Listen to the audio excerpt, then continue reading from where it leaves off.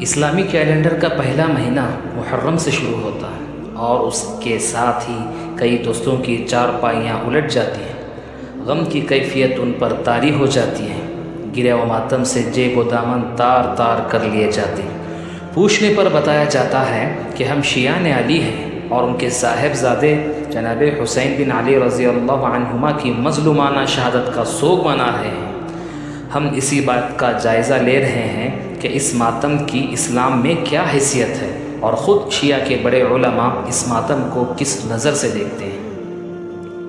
یہ سب کچھ ماتم اور گریہ زاری ہے حسین رضی اللہ عنہ کی شہادت کے سوگ کے طور پر منایا جاتا ہے۔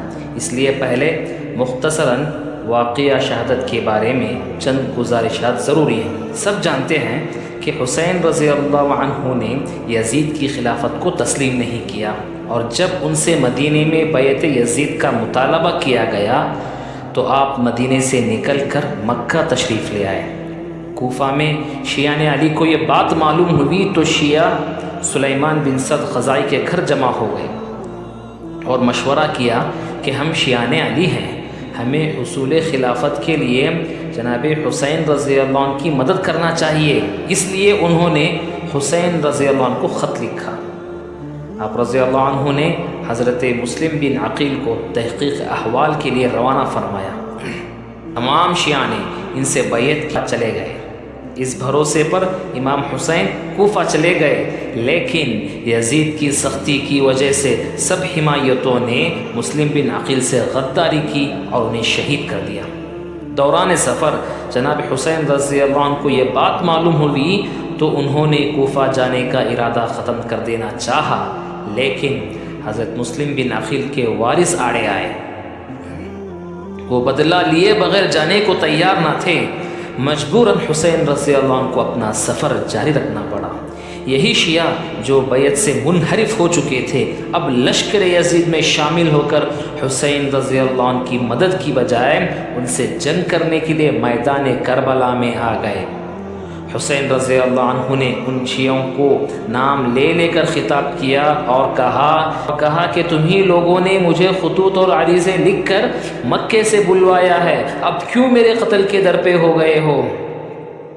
لیکن 101 ہجری محرم کی 10 تاریخ کو اہل تشیع حسین بن علی رضی اللہ عنہ کی جان لینے میں کامیاب ہو گئے۔ حسین رضی اللہ عنہ کی شہادت بہت ہی افسوسناک واقعہ ہے، اور خصوصاً اس لحاظ سے کہ ان کے قاتل وہی لوگ ہیں جو حضرت معاویہ رضی اللہ عنہ کے مقابلے میں حضرت علی رضی اللہ عنہ کی ناکامی کے ذمہ دار ہیں، اور جن کی بدعہدیوں سے تنگ آ کر حسن رضی اللہ عنہ نے حضرت معاویہ سے صلح کی تھی، اور جن کے بارے میں حضرت حسن رضی اللہ عنہ نے فرمایا تھا بخدا اس جماعت سے میرے لیے معاویہ بہتر ہے۔ یہ لوگ دعویٰ کرتے ہیں کہ ہم شیعہ ہیں اور میرا ارادہ قتل کیا اور میرا مال لوٹ لیا، بخدا اگر میں معاویہ سے جنگ کروں تو یہی لوگ مجھے اپنے ہاتھ سے پکڑ کر معاویہ کو دے دیں۔ یہ تو ہے ان لوگوں کا حقیقی کردار، لیکن جب حضرت حسین رضی اللہ عنہ شہید ہو گئے اور خاندان اہل بیت نے ان کی مسلسل غداریوں کے باعث ان پر اعتماد کرنا چھوڑ دیا تو یہ لوگ کف افسوس ملنے لگے، اور آج تک افسوس اور غم کی کیفیت ان پر طاری ہے۔ ہر سال محرم کے مہینے میں اس کا مظاہرہ کیا جاتا ہے، مجالس ماتم منعقد ہوتی ہیں، ائمہ کے مناقب اور صحابہ کو گالیاں دی جاتی ہیں، ماتمی جلوس نکلتے ہیں، نوحہ آزاری اور بے صبری کا مظاہرہ ہوتا ہے، حالانکہ خود ان کی اپنی کتابوں میں اس ماتم کی شدت سے نفی کرتی ہیں۔ آئیے اس کا مختصر سا جائزہ لیں۔ سب سے پہلے یہ دیکھیں کہ جلوس تعزیہ کی ابتدا کب سے ہوئی۔ تاریخ کے مطالعے سے معلوم ہوتا ہے کہ جلوس تعزیہ کا آغاز 400 ہجری کے قریب میں ہوا۔ یہ سلسلہ بنی امیہ کی مخالفت کی وجہ سے شروع کیا گیا۔ عاشورہ کے دن بغداد میں غم و الم کی فضا قائم ہو جاتی، ڈھول کے ساتھ ماتمی جلوس نکالے جاتے، بازاروں میں راکھ بکھیر دی جاتی، دکانوں پر پردے لٹکا دیے جاتے، لوگ روتے، عورتیں ننگے سر اور ننگے پاؤں بازاروں میں نکل کر نوحہ کرتیں اور چہرہ اور سینہ کو بھی کرتیں۔ اس دن لوگ رات تک پانی نہیں پیتے تھے کیونکہ حضرت حسین رضی اللہ عنہ پیاسے سے شہید ہوئے تھے۔ اب یہ جانتے ہیں کہ سب سے پہلا ماتم کس نے کیا تھا؟ سب سے پہلا ماتم آل سفیان نے کیا تھا۔ ابو محنف کے مطابق یزید ملعون کے حکم پر حضرت حمزہ رضی اللہ عنہ کا سر اس کے قصر کے دروازے پر لٹکایا گیا۔ جب اہل بیت کی خواتین یزید کے گھر آئیں تو آل سفیان نے اپنے زیور اتارے اور ماتم کا لباس پہنا۔ آل سفیان نے 3 دن تک نوحہ کیا اور گریہ وزاری کی، اور اسی طرح حضرت حسین رضی اللہ عنہ کے مزار کی شبیہ بنا کر بازاروں میں گھمائی جاتی ہے اور اسے مقدس سمجھا جاتا ہے۔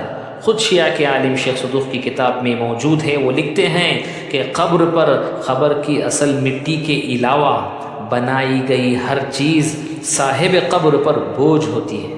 اسی طرح ان مجالس میں مصائب اہل بیت کا ذکر کیا جاتا اور غم و علم کا اظہار ہوتا ہے، جس میں حضرت علی رضی اللہ عنہ کا فرمان موجود ہے، نوحہ کرنے اور نوحہ سننے سے منع فرمایا ہے۔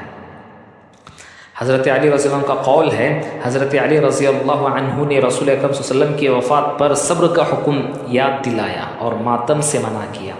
نہج البلاغہ حضرت علی رضی اللہ عنہ نے فرمایا کہ مصیبت کے وقت صبر کرنا چاہیے اور ماتم کرنا اعمال ضائع کر دیتا ہے۔ اسی طرح ولا یعصینک فی معروف، معروف کی تفسیر میں امام جعفر صادق رحمہ اللہ نے فرمایا کہ ماتم میں کپڑے پھاڑنا، چہرہ پیٹنا، واویلا کرنا اور کالے کپڑے پہننا منع ہے۔ اسی طرح وہ شخص ملعون ہے جس نے کسی دوسرے کی مصیبت میں اپنی چادر اتار پھینکی۔ صحابہ کرام اور ائمہ کرام نے کبھی ماتم نہیں کیا بلکہ ہمیشہ صبر کی تلقین کی، حتیٰ کہ شیعہ کے بڑے علماء نے بھی صبر کی تلقین کی اور ماتم کو حرام قرار دیا ہے۔ حضرت جعفر طیار رضی اللہ عنہ کا ماتم نہ حضرت علی رضی اللہ عنہ نے اور نہ دیگر ائمہ نے کیا ہے۔ حضرت حمزہ رضی اللہ عنہ کا ماتم نہ رسول اکرم صلی اللہ علیہ وسلم، نہ حضرت علی رضی اللہ عنہ، نہ دیگر اہل بیت اور مسلمانوں نے کیا۔ رسول اکرم صلی اللہ علیہ وسلم کی وفات امت کے لیے بڑا سانحہ تھا، لیکن حضرت علی رضی اللہ عنہ اور سیدہ فاطمہ رضی اللہ عنہا نے صبر کا مظاہرہ کیا اور ماتم نہیں کیا۔ حضرت علی رضی اللہ عنہ کی شہادت پر امام حسن و حسین رضی اللہ عنہما نے نہ کوئی جلوس نکالا اور نہ ماتم کیا۔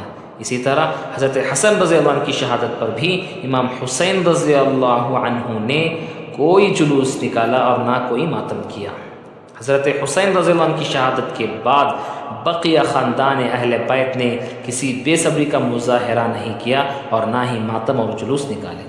ماتم اور تعزیے کی جو شکل آج ہم دیکھتے ہیں ائمہ کے دور میں یہ کہیں نظر نہیں آتی۔ آپ ہی اپنی اداؤں پر ذرا غور کریں، آپ ہی اپنی اداؤں پر ذرا غور کریں، ہم اگر عرض کریں گے تو شکایت ہوگی۔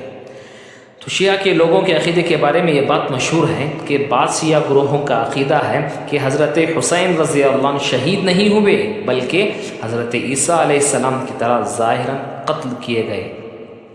خود شیعہ کی کتاب میں امام رضا نے اس عقیدے کو رد کیا ہے اور کہا ہے کہ جو یہ عقیدہ رکھے وہ ہمارے شیعہ میں سے نہیں ہے۔ بظاہر امام حسین رضی اللہ عنہ حقیقتاً شہید ہوئے اور یہ رسول اکرم صلی اللہ علیہ وسلم کی پیش گوئی سے ثابت ہے۔ بالآخر خلاصہ یہی ہے کہ اس ماتم کو اہل تشیع نے دین کا شعار بنا رکھا ہے، راہ راست سے بھٹک کر اتنی دور چلے گئے ہیں کہ ان پر خدا کا غضب نہیں تو اور کیا ہے۔